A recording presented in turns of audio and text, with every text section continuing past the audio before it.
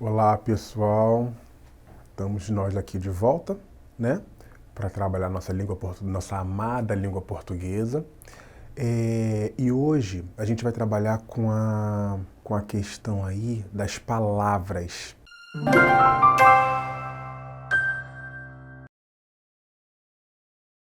E quando a gente fala de palavras, a gente sabe que existem uma divisão dessas palavras, né?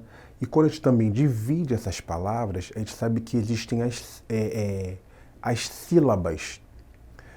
E, mais uma vez, quando a gente fala de sílaba, a gente precisa ter um entendimento de que existem sílabas átonas e sílabas tônicas, né? As sílabas elas podem ser divididas de acordo com a intensidade na pronúncia, né? Então, quando eu falo de sílaba tônica, eu estou dizendo que ela corresponde à pronúncia com maior intensidade sonora. Quando eu falo de sílaba átona, eu estou dizendo que corresponde à sílaba que é pronunciada com menor intensidade sonora. Só que a gente também tem a sílaba subtônica. E o que é isso, professor? Corresponde à sílaba que é pronunciada com intensidade intermediária. Normalmente, isso é percebido em palavras derivadas. Por exemplo, cafezinho. Na palavra café, nós temos a sílaba tônica em fé, correto? Quando eu tenho a palavra derivada cafezinho, a sílaba tônica sai do fé e vai para o zin. Cafezinho. Ou seja, a sílaba tônica ela acabou mudando de lado ou de posição, tá? E aí, no caso, nesse caso, a gente chama de sílaba subtônica, ok? Só que nessa aula, como a gente está falando de palavra, a gente também vai falar das classes das palavras, tá? Que, de certa forma, é importante a gente ter esse conhecimento, ok? E aí, como é que essas palavras são classificadas, né? As palavras são subdivididas em classes, né? Variáveis e invariáveis. As palavras variáveis são aquelas que sofrem flexões. Que flexões são essas? Não são aquelas que a gente vai malhar, não, pessoal. São flexões de gênero, de número, e aí vamos lá, de grau. O primeiro exemplo que eu trago aqui para vocês, ou a primeira palavra, a primeira classificação que eu trago aqui para vocês, são os substantivos. E aí, com substantivo, nós temos os substantivos próprios, os substantivos comuns, abstratos e concretos, tá? E o que é substantivo? É a palavra que nomeia os seres animados ou inanimados. E o substantivo ele pode ser flexionado tanto em gênero, ou seja, masculino e feminino, em número, singular e plural, e grau, aumentativo, diminutivo, entre outros. Ok? Uma outra classe de palavra seria que nós temos aí, é o artigo. O que é artigo, professor? Artigo é aquela palavra que antecede os substantivos, determinando-os. Ou seja, são os definidos, o, a, os, as, ou indeterminando os substantivos, que aí nós chamamos de artigo indefinido. Uma, uns, umas. Tá? E aí a gente já acabou de ver aí que eles estão flexionados em gênero, ou seja, masculino e feminino, e número, plural e singular, ok? Só que eu tenho uma observação a fazer para vocês. É necessário a gente entender que o artigo indefinido ele não pode ser confundido com um numeral, ok? O numeral é uma coisa, é uma outra classe de palavra, e o artigo ele é uma outra classe que não tem relação com o numeral. A gente vai ver isso mais adiante. Uma outra observação é o artigo ele pode substantivar palavras que pertencem originalmente a outras classes gramaticais. Então, por exemplo, se eu tiver um artigo diante de um verbo, só o fato de ter esse artigo, ali próximo a ele, o verbo ele vai passar a ser classificado como substantivo. E aí nós temos aí o seguinte exemplo, ó. O participar é mais importante do que o ganhar. Ou seja, eu tenho participar e ganhar antecedidos por um artigo, o artigo o. Então, como eu tenho esse artigo, ele acabou substantivando as palavras que vêm a seguir, que são verbos. Ou seja, participar, verbo participar e o verbo ganhar. Ok? O outro exemplo que eu trago é: o castanho dos seus olhos é especial. Só que castanho é uma palavra, ela pode ser tida como um adjetivo. Só que, como eu tenho um artigo precedendo, ele substantivou essa palavra. Ok? Dando sequência. Adjetivo. O que seria adjetivo, professor? É a classe de palavras que atribui características aos substantivos, indica suas qualidades e estados. E aí é flexionado em gênero, ou seja, masculino e feminino, número, plural e singular, e grau, comparativo e superlativo. Ok?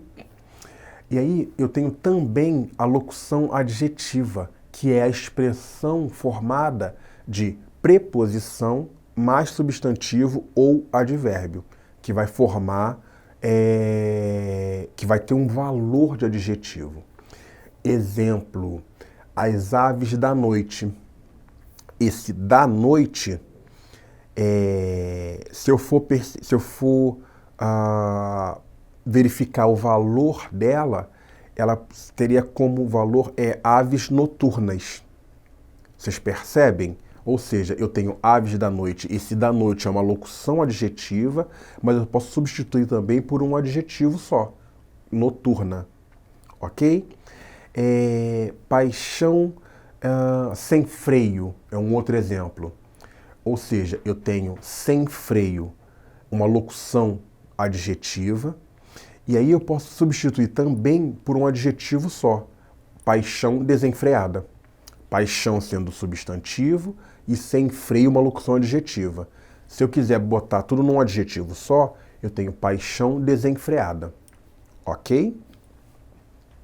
Ou seja, esse adjetivo ele está nomeando, ele está qualificando ou está dando um estado do substantivo que ele está antecedendo. Ou melhor, que ele está precedendo. Ok? E aí nós temos também a outra classe de palavras que são os pronomes, que são palavras que acompanham os substantivos, podendo substituí-los ou se referir a eles.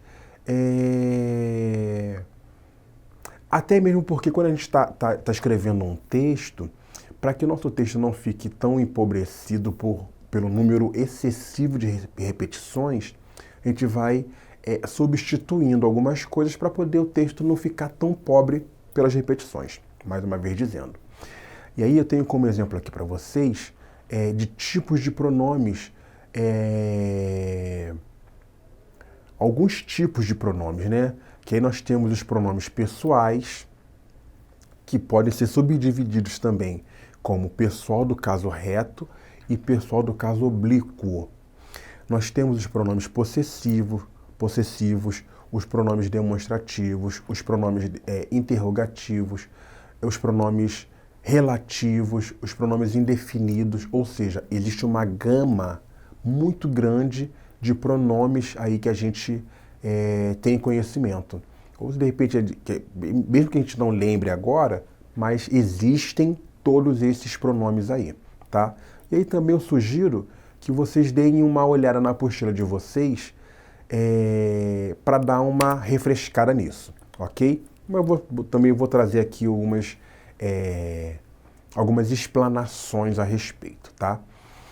E aí eu trago também que são os pronomes que determinam a flexão de pessoa da oração, né?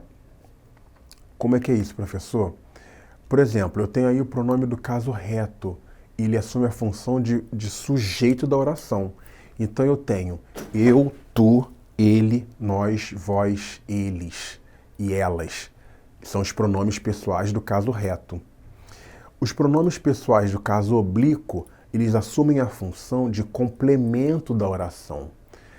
Me, mim, te, ti, se, o, a, lhe, nos, vos, se, os, as, lhes. O que eu estou querendo dizer com isso? Os pronomes de caso oblíquo, eles não conjugam verbo. Não existe aquela brincadeira que mim não conjuga verbo? É isso aí. É o pronome oblíquo, ele assumindo a função de complemento de uma oração. Ele nunca vai ser sujeito. O sujeito é aquele que conjuga o verbo. Ok, então eu compro, eu falo, eu faço, eu escuto, eu durmo, eu bebo e etc. Agora eu não posso dizer mim compra, mim bebe, mim fala, mim faz, mim vai. Ok? Seguindo aí. Pronomes possessivos são aqueles que indicam relação de posse, ou seja, meu e suas respectivas flexões, né? Plural e singular, masculino e feminino, tá? Meu, minha, teu, tua, seu, sua, meus, minhas, teus, tuas, seus, suas, nosso, nossos, nossa, nossas, vosso, vossas, seu, seus, sua, suas, ok? Ou seja, todos esses pronomes aí, eles indicam uma relação de posse. O outro tipo de pronome são os pronomes relativos. Ao mesmo tempo, são aqueles que retomam o nome imediatamente que ele antecede, né? E substitui dentro de uma oração. Então, quais são os pronomes relativos que eu tenho aqui?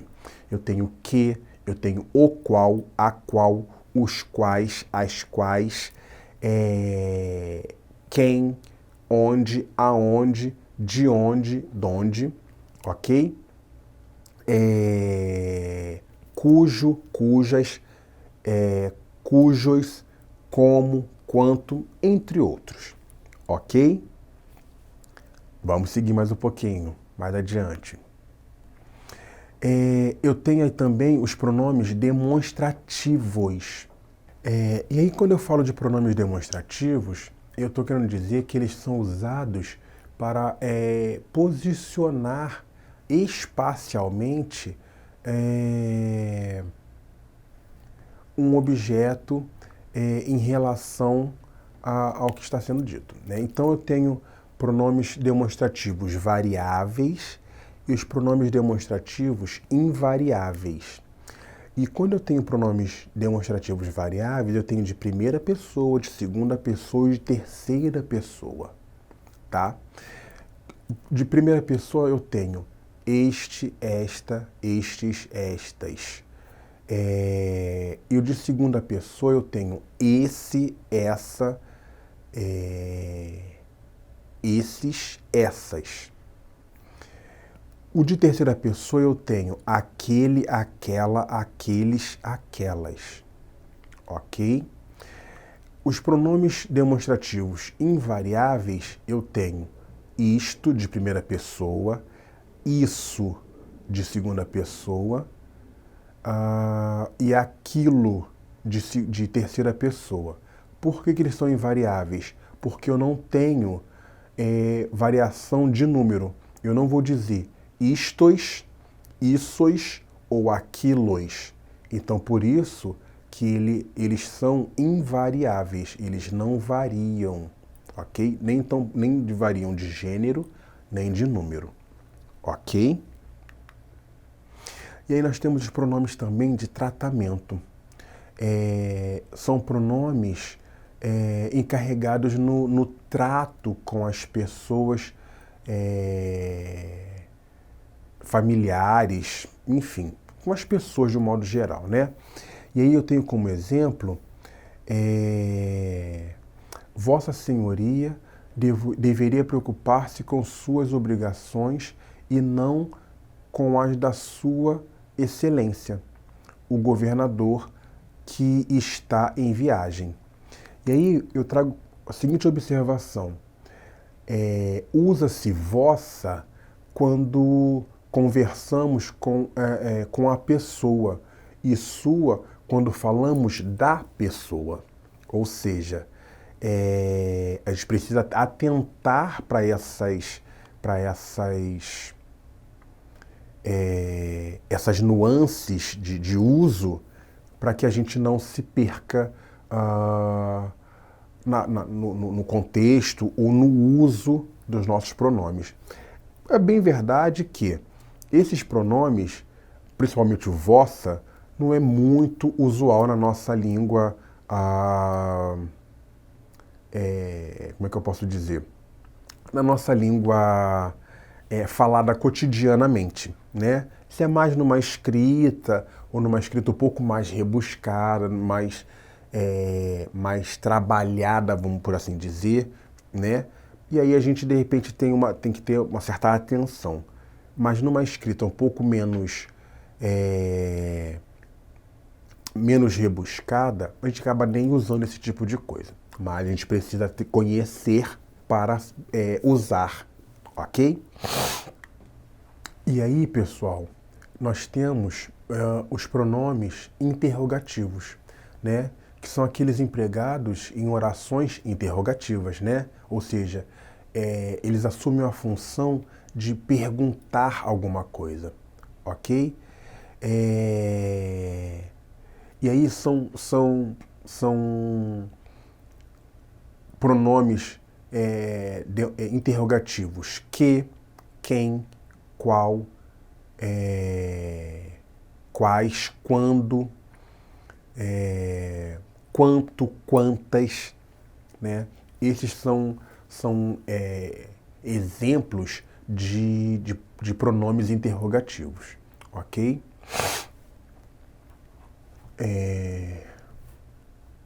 E aí, alguns deles são flexionados e outros não, ok? E aí, pessoal, a gente entra numa outra classe de palavra que são os verbos. E o que é verbo? Verbo é aquela palavra que indica acontecimentos representados no tempo como uma ação, um estado, um processo ou um fenômeno. Eles se flexionam em número, pessoa, modo, tempo, aspecto e voz. As orações e os períodos desenvolvem-se em torno de um verbo. A gente precisa, para ter uma oração, a gente precisa ter um verbo para que a coisa tenha sentido, ok? Como eu já havia dito, o verbo ele flexiona em pessoa, número e tempo, ok? Em número, singular e plural, pessoa, primeira, segunda e terceira pessoas, e tempo, presente, passado e futuro, ou seja, ele se flexiona também em modo indicativo, modo subjuntivo, modo imperativo, nas formas pessoais, né, ou impessoais. Existe também a flexão de aspecto. Embora eu tenha colocado aí no slide para vocês, mas fica só a título de ilustração, ok? Mas existe uma outra flexão, que é a flexão de voz do verbo. E aí nós temos os verbos na voz ativa, na voz passiva e na voz reflexiva. Obviamente, eu não vou esmiuçar isso aqui com vocês, mas eu sugiro que vocês deem uma olhada na apostila de vocês e caso a apostila não responda a todas as dúvidas, dá um Google, ok? Uma outra classe de palavra é o advérbio. E o que é advérbio, professor? É a palavra que atribui uma circunstância, tempo, modo, lugar, dúvida, negação, afirmação, intensidade, a um verbo, adjetivo ou a outro advérbio. E os advérbios, eles vão se classificar de acordo com a circunstância que eles indicam, ok?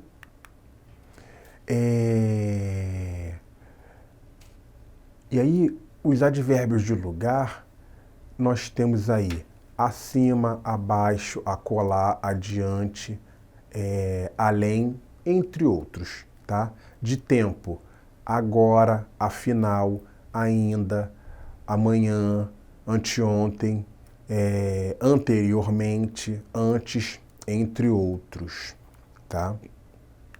Modo, assim,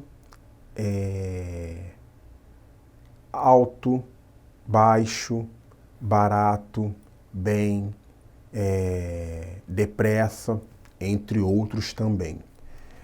O advérbio de negação, não, nem, absolutamente, tampouco e etc.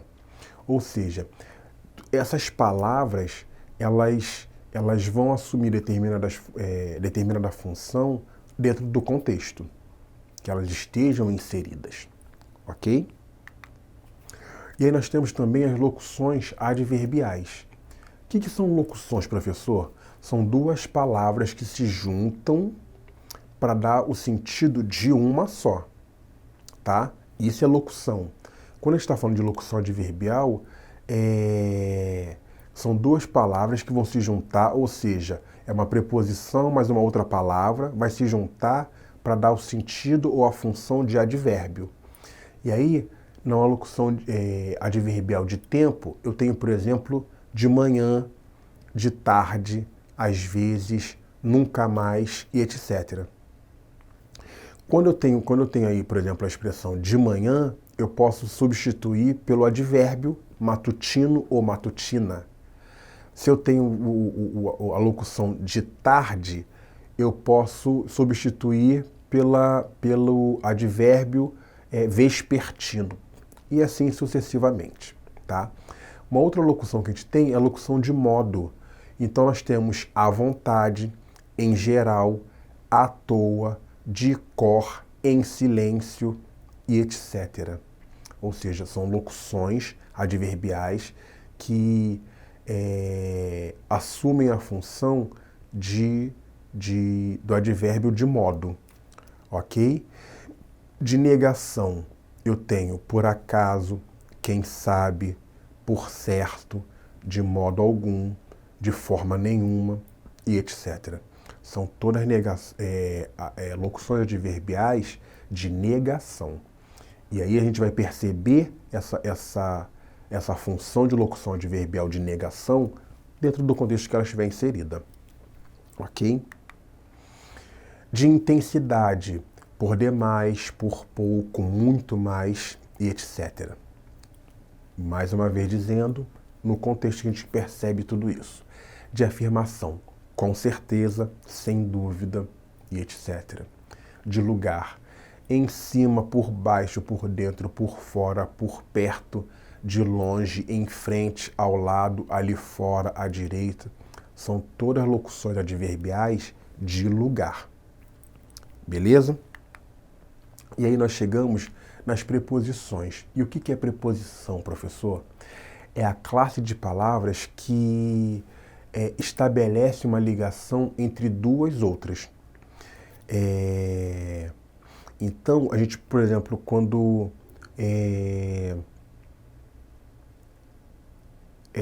a gente usa aí a preposição se ligando a outra, por exemplo, para formar uma locução, e aí seja a locução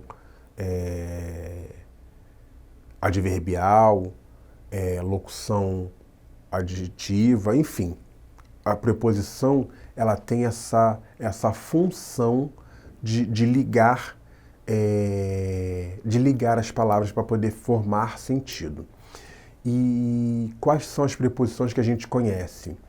A, ante, após, até, com, contra, de, desde, em, entre, para, perante, por, sem, sob, sobre e traz. Só que esse traz aí é com T-R-A, acento agudo, S. Isso é preposição. Muita gente confunde esse traz de preposição com o traz do verbo trazer, que é escrito T-R-A-Z, sem acento. E aí a gente precisa também ter esse entendimento. Ou seja, o traz com Z é o verbo, do verbo trazer, e o traz com S e acento agudo no A é a preposição, ok? Conjunção é uma outra classe de palavra, tá? É a palavra que une duas ou mais orações. Enquanto a preposição ela une duas ou mais palavras, a conjunção ela une orações, né? E as conjunções elas podem ser coordenativas e subordinativas. Existe uma gama muito grande de conjunções. Eu poderia ficar aqui uma aula inteira falando só de conjunção. E para não ficar cansativo, o vídeo também não ficar tão extenso, o que eu sugiro? É que vocês pesquisem conjunções, tá? E aí, a partir dessa pesquisa, vocês vão perceber a diferença entre as conjunções coordenativas, ou seja, elas vão unir as orações coordenativas, e as conjunções subordinativas, ou seja, ela serve para unir duas ou mais orações subordinativas, ok? Quando a gente fala de orações coordenativas, é que elas se complementam, né? Elas se conversam entre si, e as subordinativas, ainda que elas conversem entre si, mas elas se sobrepõem umas às outras, ok? Isso é mais ou menos uma dica que eu posso dar para vocês com relação às conjunções subordinativas e coordenativas. Mas, volto a dizer, dá uma pesquisada, dá um Google em conjunção, e aí vai abrir uma gama de possibilidades aí para vocês estudarem, tá? Isso sem falar na apostila que vocês também têm acesso. E aí, nós temos uma outra classe de palavra que é a interjeição. O que é interjeição, professor? É uma classe de palavra que comunica sentimentos, né? E aí, como a gente, por exemplo, fala, nossa, Virgem Maria, ou seja, todas essas palavras que eu usei são interjeições e elas comunicam algum sentimento.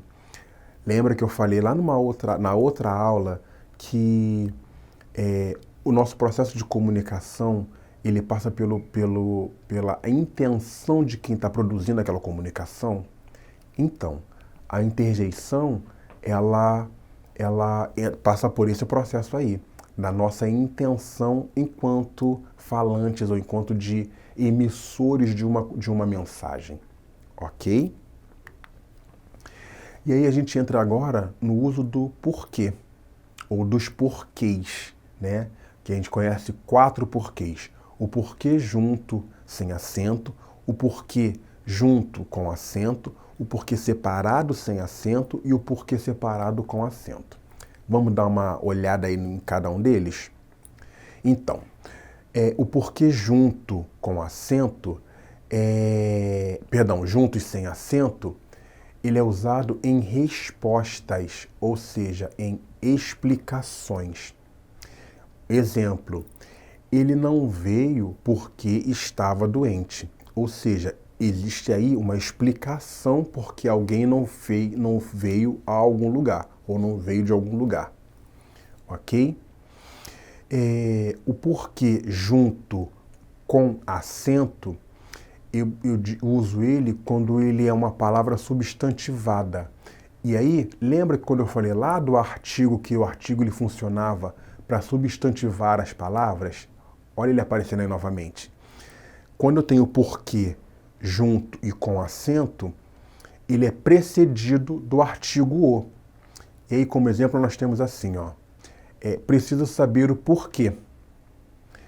Vocês percebem que o porquê aí, ele, além de estar acentuado, ele está precedido por o. Nesse caso, o porquê significa a causa, o motivo, a razão de alguma coisa. Ok? O outro uso é o porquê separado e sem acento. Ele é usado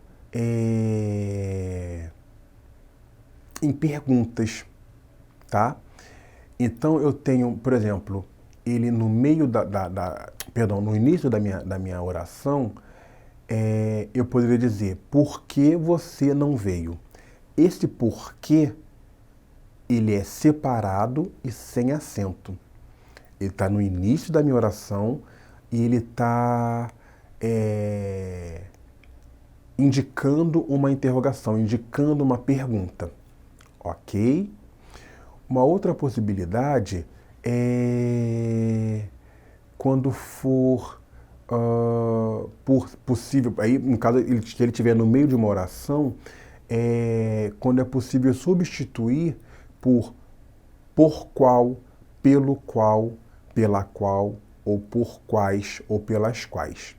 Ok? E aí nós temos como exemplo assim, ó.